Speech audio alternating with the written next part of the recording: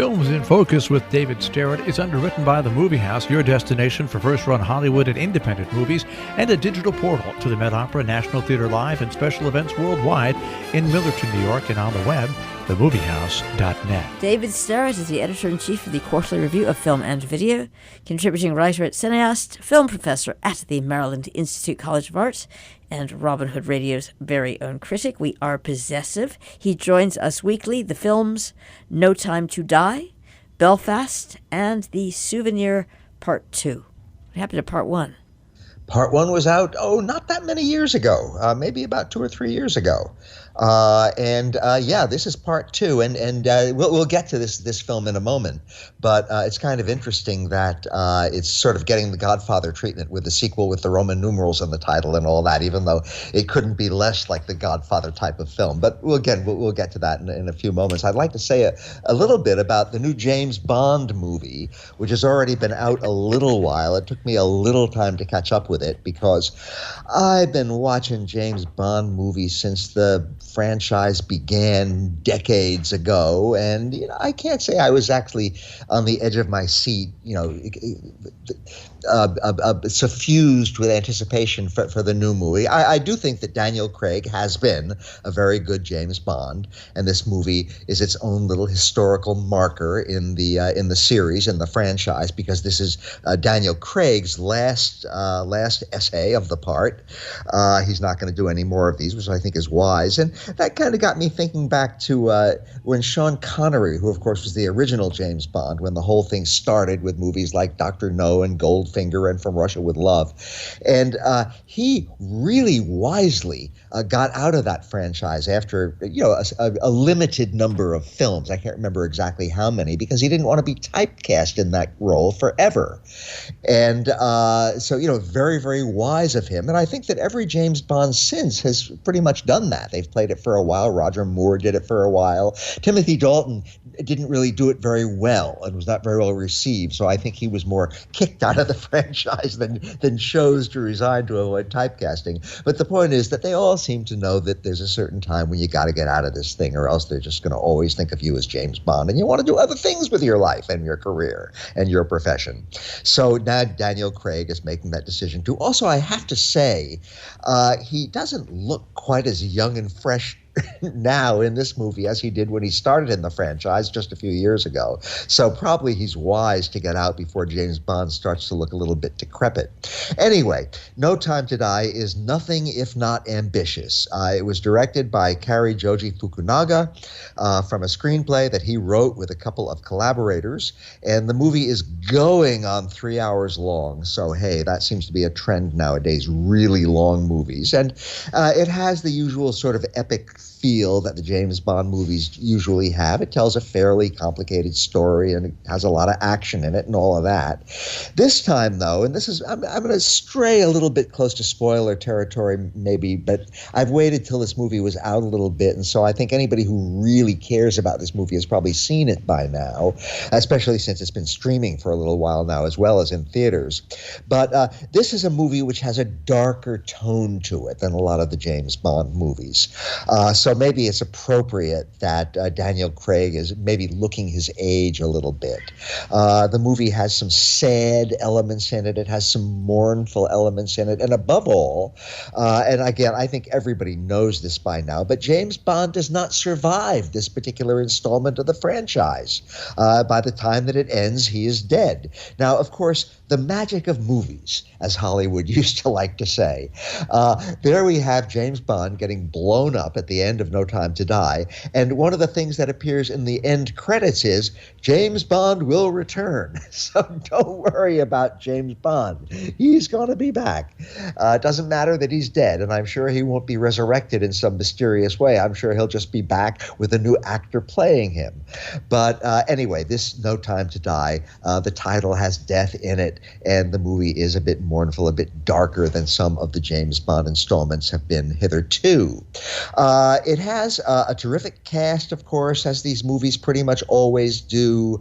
There are a number of people who were in earlier James Bond movies in recent years who come back playing the same characters. So we get to see people like Ralph Fiennes and the wonderful Jeffrey Wright and Christoph Waltz and people like this. And then, of course, there are new characters as well who are, doing their usual kinds of things. And we have the perennial James Bond characters, Moneypenny and M and so forth. So we get to see all those people. One interesting little thing is that there is a character named Nomi, who is played by Lashana Lynch, who is a new agent who now has the number 007. I should say that James Bond has left MI6 and is now recruited by the CIA in this movie. So that's kind of the premise of it. He's working for the CIA, and he's been replaced, and there's a new female James Bond character who is now 007, and there's a little rivalry between them, and she sort of tweaks him about, I bet that really bothers you that you're not 007 anymore, and now I am. So that's a little bit amusing, and she's really good. I really like Lashana Lynch as that character.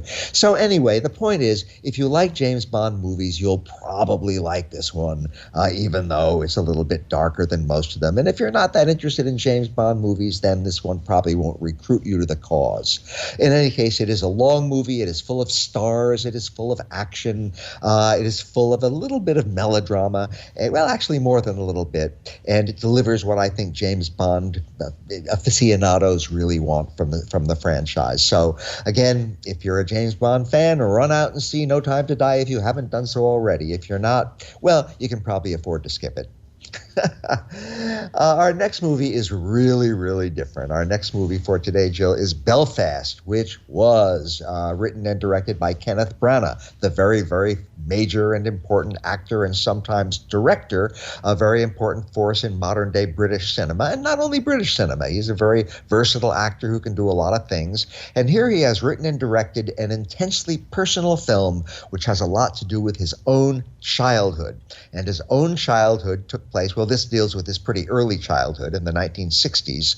The movie takes place in 1969, when, of course, the terrible Irish Troubles are very much going on. And this is actual warfare between Catholics and Protestants in the city of Belfast in Ireland. And this 9-year-old boy, who is, of course, he's called Buddy in the movie, but he is, of course, Branagh himself, is stuck in the middle of all of this awful violence. I should say he and his family are stuck in the middle of it.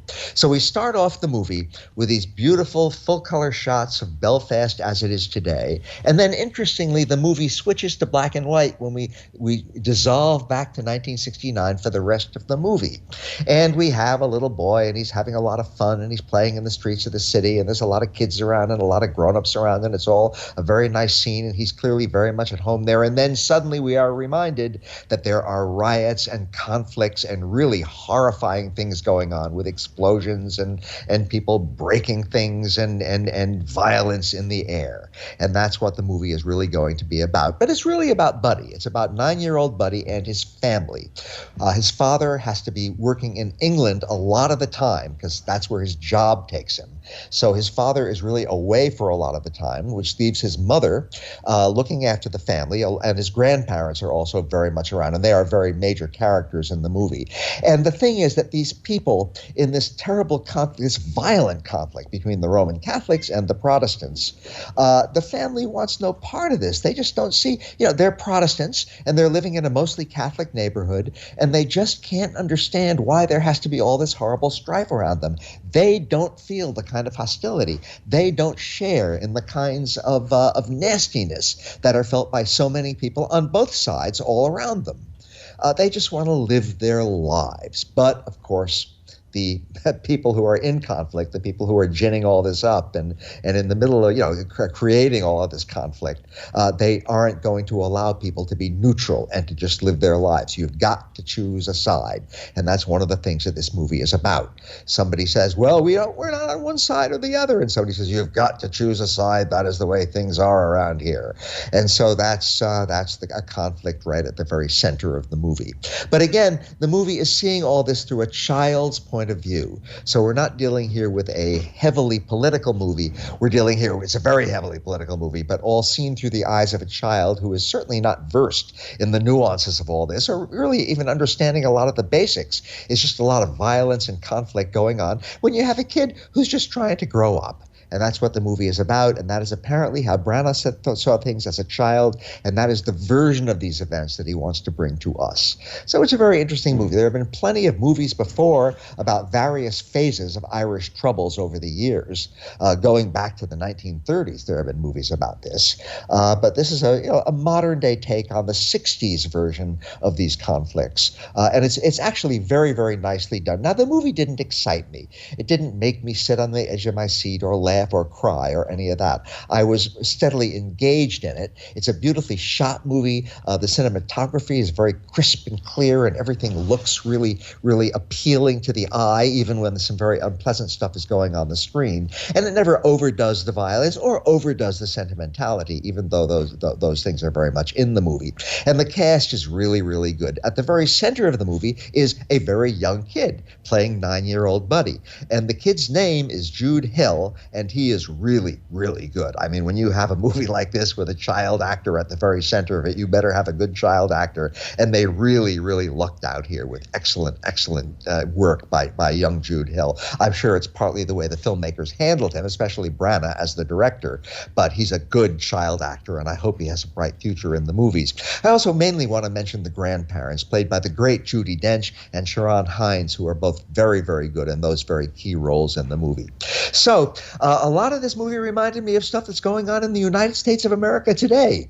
The conflict between the Catholics and the Protestants reminds me of in some ways of the conflict that's going on right now between, among other factions, Republicans and Democrats in the United States, and how a lot of people who just want to live their lives are sort of in the middle of things like school board fights, for example, that aren't letting them just sort of stay quietly neutral and just living their lives. So I think the movie, even though it takes place in Ireland in the 60s, is relevant to things that are going on in the United States today. And that's another level of interest that this movie has. Not a great movie, but a very good movie, and a very personal one from Kenneth Branagh.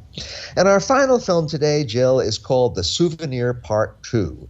And it is a sequel to a movie that came out just a very few years ago called, you guessed it, The Souvenir. And these are both movies written and directed by Joanna Hogue. And she is a very, very personal filmmaker who makes very quiet, muted films. And her films have never really captured me.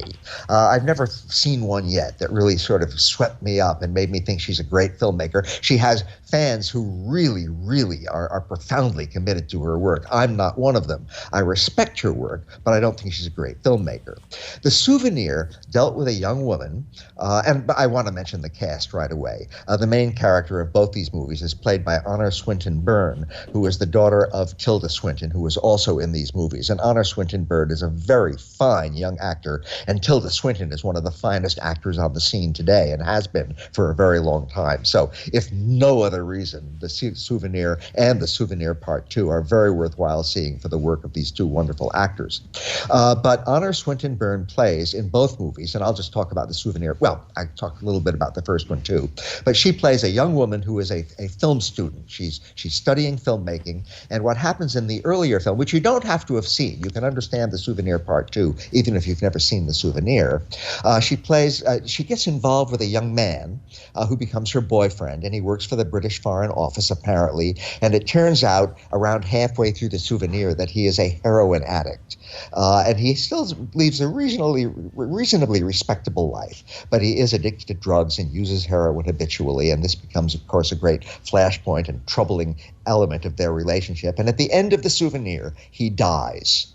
At the beginning of The Souvenir Part 2, our main character, Julie, is in mourning for him and trying to come to terms with her relationship with him and with his death. And she is helped in this by her parents, particularly her mother, played by Tilda Swinton.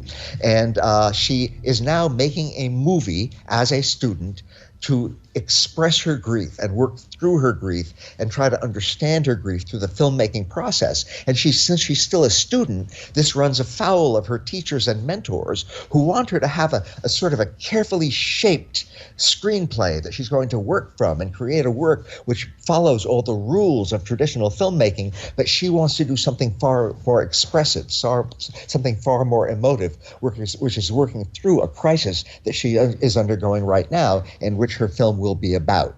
So it's an interesting movie about the artistic process, it's an interesting movie about grieving, and it's an interesting movie about family relations, because again, she is very much involved with her parents, and especially her mother, and also her fellow students and some friends as she works through this grief.